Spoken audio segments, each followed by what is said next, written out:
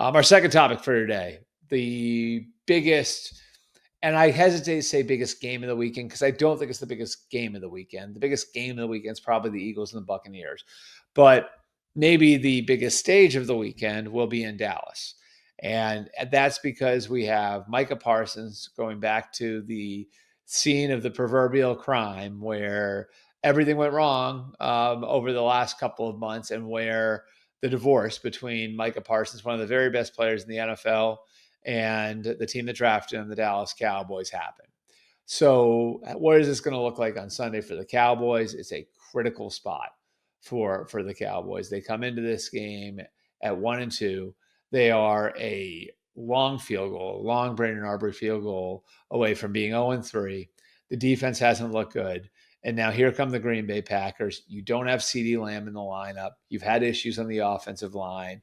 And Micah Parsons is going to be on the other side. So what does this look like for the Cowboys? Well, I'm going to tell you why I think it's unfair to judge the Cowboys and how and the outcome of the Micah Parsons trade based on what we see on Sunday alone.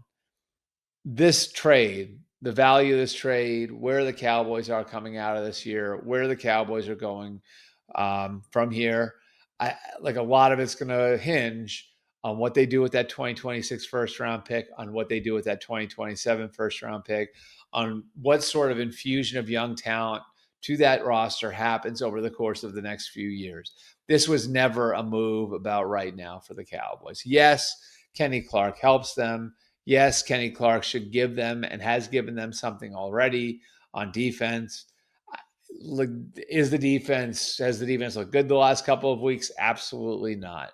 But that trade was never about the here and the now for the Cowboys. It was about what does this look like over the next 4 or 5 years. Meanwhile, on the other side, we have a Green Bay defense that is playing at an exceptionally high level,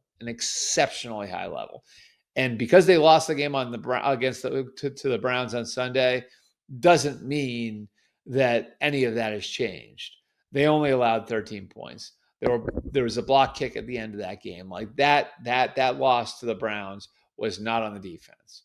So the pressure in this game, I actually don't think is on Micah Parsons. I actually think more so the pressure in this game is going to be on Jordan Love and the Packers offense to look a little bit better, because part of the reason you make the trade, and again, for the Packers, it's the reverse. This trade is about right now. Part of the reason you make that trade is because you feel like you've got a team and a quarterback that's ready to go. So what does Jordan Love look like having to bounce back from that loss to the Browns, that loss in ugly fashion in Cleveland? Is he able to take advantage of a Dallas defense that's that's looked very susceptible over the last couple of weeks in a building where he's had a lot of success? I'm intrigued to see that part of it too. So for the Cowboys, a lot of this is going to be, what does Micah Parsons look like against our offense? I think the bigger picture look at this game is what do the Cowboys look like over the next couple of years, and putting all of it together. And in the here and the now, how does Jordan Love look having to bounce back from that game against the Browns last week?